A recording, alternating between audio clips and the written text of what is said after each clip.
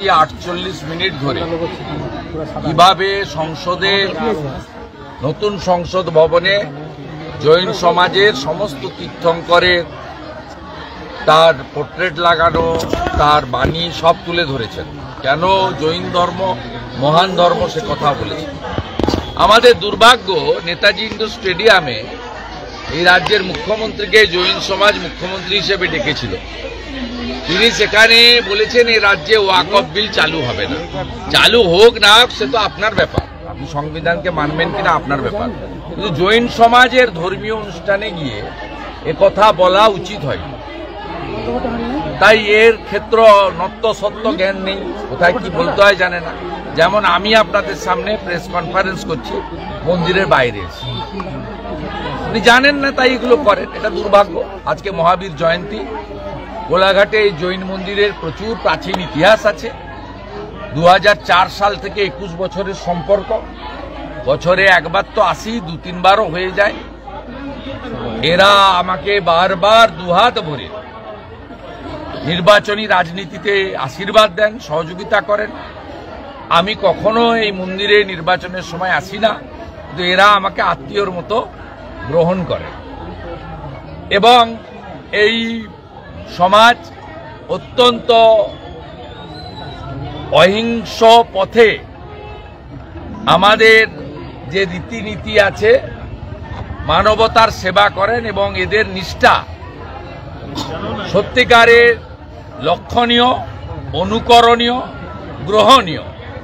এটা সমাজ, দেশ, পরিবার, ব্যক্তি সকলের ক্ষেত্রে মঙ্গলের হচ্ছে এই এদের রীতিনীতি। তাই আজকে মহাবীর জয়ন্তীতে এসে এরা আরতি করার সুযোগ দিয়েছেন। পুরো জৈন সমাজ, এখানে প্রায় 2000-2500 জৈন সমাজের লোক থাকেন, তাদের কয়েকশো জন এখানে এসেছেন। বিশেষ করে মহিলাদের এত শুভেচ্ছা আশীর্বাদ পেয়েছে, এটি পরম প্রাপ্তি। আমি জয় জিনেন্দ্র জানাচ্ছি আপনাদের মাধ্যমে গোটা ভারতবর্ষ নয়, গোটা পৃথিবীর জৈন সমাজকে জয় জিনেন্দ্র জানাচ্ছি। দাদা, শিক্ষামন্ত্রী বলছেন যতদিন না সমাধান হয় ততদিন 26,000 শিক্ষকরা বেতন পাবেন, শিক্ষক শিক্ষিকা। এটা লিগ্যাল এক্সপার্টরাই বলতে পারবেন। সুপ্রিম কোর্টের জাজমেন্টের পরে এটা করা যায় কিনা, এটা পার্সোনালি আমার পক্ষে বলা মুশকিল। আর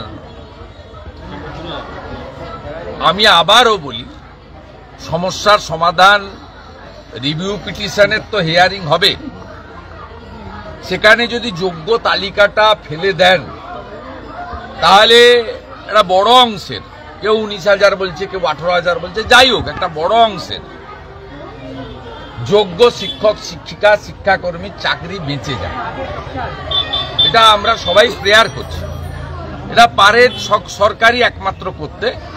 এবং রিভিউ পিটিশনে এটা শর্ট গ্যাপ কি অ্যারেঞ্জমেন্ট করেছে শিক্ষামন্ত্রী, সেটা নিয়ে আমি বলবো না এখনই বেতন বন্ধ করে দিন।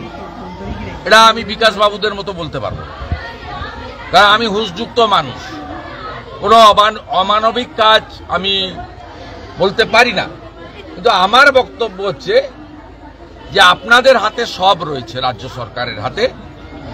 2022 সাল থেকে দিদেন জাস্টিস অভিজিৎ গাঙ্গুলির অর্ডার মানলে এই পরিণতি হতো না। সুপ্রিম কোর্ট, আগের চিফ জাস্টিস মাননীয় চন্দ্রচূড়জি, বর্তমান চিফ জাস্টিস মিস্টার সঞ্জীব খান্নাজি 16 বার আপনাদের সুযোগ দিয়েছে সেগ্রিগেট করার জন্য যোগ্য অযোগ্য। আপনারা যদি এই কাজটা করতেন তাহলে এই চোখের জল দেখতে হতো। দাদা, আরেকটা বিষয়, যে নবান্ন অভিযান 21 এপ্রিল কি হচ্ছে? নবান্ন অভিযান 21 এপ্রিল কি হচ্ছে? না, এটা তো বিজেপির প্রোগ্রাম নয়। বিভিন্ন চাকুরি প্রার্থী অর্গানাইজেশন এবং বঞ্চিতরা, ICDS, আশা, কন্ট্রাকচুয়াল, ওয়েটিংয়ে থাকা লোক এবং বর্তমানে যারা যোগ্য চাকরি হারা হয়েছেন, তাদের একটা অংশ প্রেস কনফারেন্স করে বলেছেন, ওরা মিটও করেছিল আমার সঙ্গে, তারা সিদ্ধান্ত নিয়েছেন যে 15ই এপ্রিলের মধ্যে রাজ্য সরকার সদর্থক কিছু ঘোষণা না করলে তারা 21 তারিখ করবে। 15 এপ্রিল দেখা যাক, যদি তারা করে পতাকা ছাড়া এবং সমস্ত মানুষকে আহ্বান করেন, আমার পার্টি কি করবে আমি বলতে পারবো না, কিন্তু ব্যক্তি হিসাবে আমি আমার শুভানুধ্যায়ীদের নিয়ে তারা যদি পতাকা ছাড়া এবং আমাদেরকে অ্যালাউ করেন, আমরা তো এমএলএ, একটা রাজনৈতিক ছাপ রয়েছে, একটা পার্টির সক্রিয় মেম্বার, তাহলে করবো। এটা 15 তারিখের পরে বলতে পারবো। তবে সব সমস্যার কেন্দ্রবিন্দু এপি সেন্টার হচ্ছে নবান্ন। নবান্ন 14 তলা।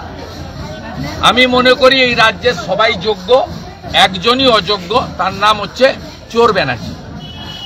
তাকে যদি সরানোর আন্দোলন হয়, সে আন্দোলনে আমি সামনে থাকতেও রাজি আছি, কোনো সমস্যা নেই। তার নির্দেশে চাকরি হারার পেটে লাথি দিলেনই বা কোন অফিসার? এবার এসএসসিতে পৃথকভাবে তদন্তের নির্দেশ দিলেন সিপি। এসএসসিতে এই চাকরি হারাদের পেটে লাথি কোন অফিসার দিয়েছেন তার তদন্তের সবাই জানে। দক্ষিণ 24 পরগনা বাড়ি ওই অফিসারের, প্রচুর মদ খায়, মাতাল অফিসার। পাড়ায় পিছন থেকে লাথি খায়, জিহাদিদের লাথি, আর এখানে গিয়ে শিক্ষকের পেটে লাথি খায়। বাংলা দেখছে। ফিরাজ হাকিম বলছেন, কসবা কেন গেলেন শিক্ষকরা যদি নথি বা কোনো কাগজ হারিয়ে যেত? ফিরাজ হাকিম ওর কথার উত্তর দেওয়া উচিত নেই। মিউনিসিপাল রিক্রুটমেন্ট স্ক্যামে আপনারা ওয়েট করুন না, আপনারা ওট কো আপাদ মস্তক মিউনিসিপাল রিক্রুটমেন্ট স্কিমের হতা হচ্ছেন উনি। He is the main kingpin of the municipal recruitment. আপনারা ভাবছেন কেন, তাড়াহুড়া করছেন কেন? মুখ্যমন্ত্রীর আশ্বাসের পর শিক্ষামন্ত্রীর মুখোমুখি চাকরি হারারা শিক্ষামন্ত্রীর মুখোমুখি বসতে চাইছেন। যারা বসতে চাইছেন, তারা যারা সমস্যা করেছে তাদের কাছে বসতে চাইছেন। আমি তো সেদিনও বলেছি, আমি একটা জিনিস বুঝতে পারছি না, এটা অভয়াকাণ্ডতেও কার্যত আন্দোলনটা সাস্টেন করে, এটা আমার কথা না, ওর বাবা মার কথা। প্রথমত রাজ্যের প্রধান বিরোধী দলকে আপনারা সরিয়ে রেখেছিলেন, অভিজিৎ গাঙ্গুলি, অগ্নিমিত্রা পাল এদের অপমান করেছিলেন। আপনারা বারবার বলেছেন ঢুকতে দিব না, ঢুকতে দিব না। আবার এই আন্দোলনে আপনারা আচার্য সদনে বসছেন, অন্য জায়গায় যাচ্ছেন, করছেন। অনেকগুলো দাবি আছে, 1 নম্বরে কেন রাখছেন না দফা 1 দাবি 1 মুখ্যমন্ত্রীর পদত্যাগ? এই দাবিটা কেন করছেন না আমি জানতে চাইছি। এই দাবিটা যদি না করেন, আপনাদের আন্দোলন সফল হতে পারে না।